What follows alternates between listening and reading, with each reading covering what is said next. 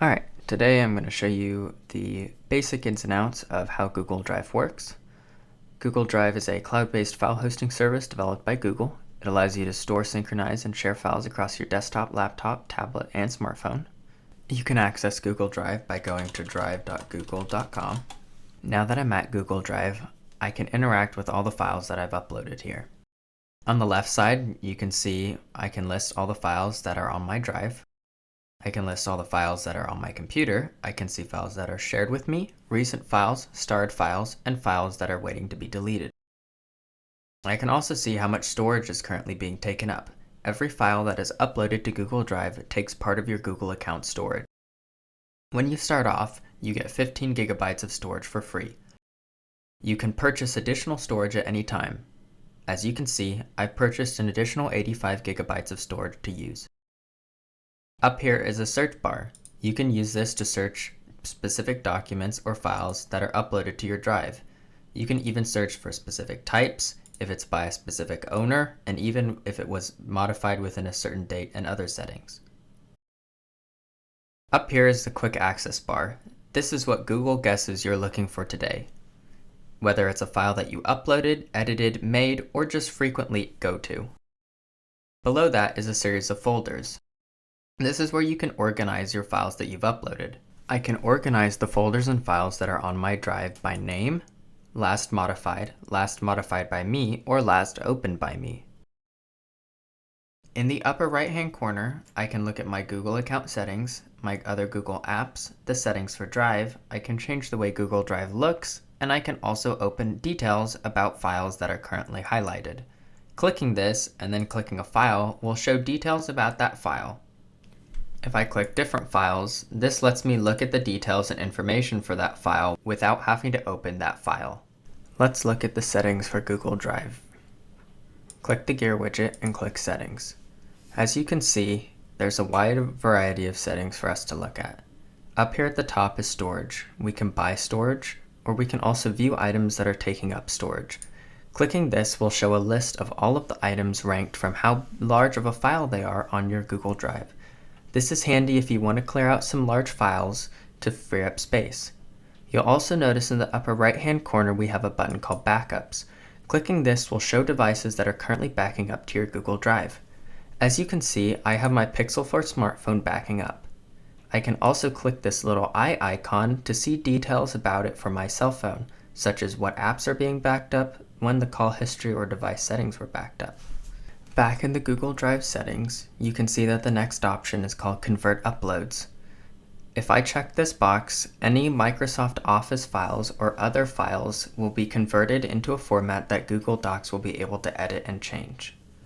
Next, we can see our language settings. If I have this offline box checked, then recently edited Google Docs Sheets and Slides files will be made offline and a cached version will be stored locally on my machine. Density changes how the drive will look. And then if I uncheck suggestions, it will remove the quick access bar from the main page of Drive. The next tab is notifications. I can choose to get updates about Google Drive items in my browser, but I prefer to get them via email. So anytime someone shares a file with me, or someone changes a file that I've shared with them, I get an email update to let me know. One important note about email updates is that the email notifications will be sent to the email associated with the Google Drive account. So if that's your personal email, then it will go there, not necessarily your Creekside email address. The next tab is the Manage Apps tab. This area shows all of the apps that have access to your Google Drive. As you can see at the top, Canvas, my student portal at Los Rios, also has access to my drive. This allows me to upload files from my drive directly to Canvas for my schoolwork. If I want to remove any of these apps from my drive, I can simply come over and click the Options drop-down and disconnect it from my drive. Keep in mind that some of these apps are necessary for the core functionality of Google Drive. For example, I wouldn't want to remove Google Docs because then I couldn't create or edit documents in my drive. You probably will not need to touch any of the apps in this settings area. Google also has an application that works in tandem with Drive called Backup and Sync. This allows you to sync files seamlessly that are already on your computer. To download Backup and Sync, go up to the settings and click Get Drive for Desktop. This will open a link to download the application. The final setting in the Gear widget menu is the keyboard shortcuts. These are handy to learn for power users to maximize efficiency when navigating and interacting with files on your Google Drive. There are a couple ways to upload files to your Google Drive.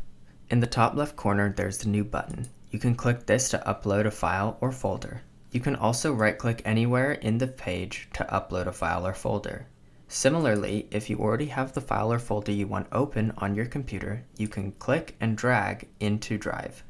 Notice on the bottom how it says you're going to upload them to my drive. If I drag it to a folder, I can also upload straight to that folder.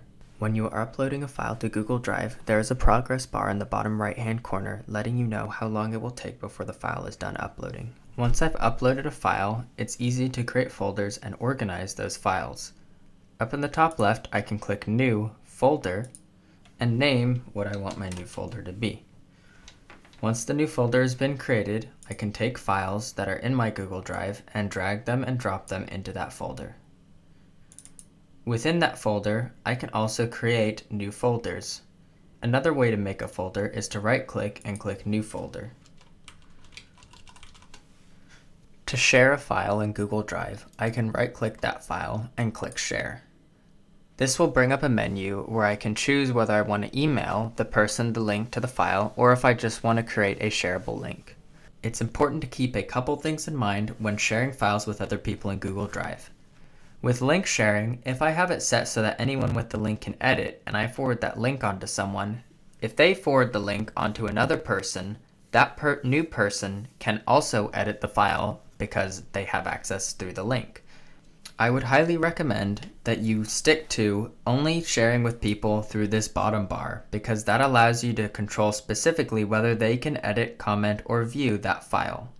Another thing to keep in mind when sharing folders in Google Docs is that if someone has access to a folder, they will also be able to see all of the files contained within that folder. For example, if I take a file that hasn't been shared and move it into a folder that is shared, I get this message that says moving this item will share it with everyone who can see the shared folder. Clicking OK means that now everyone who has access to this folder can see the new file that I've added. This approach to file sharing on Google Drive allows you an extreme amount of control on who can see, have access, and who can edit what files and folders you're hosting on your Google Drive. That's it for this tutorial. Today we talked about what Google Drive is, how to interact with the layout of Google Drive on the web, how to upload files, and how to share files and folders.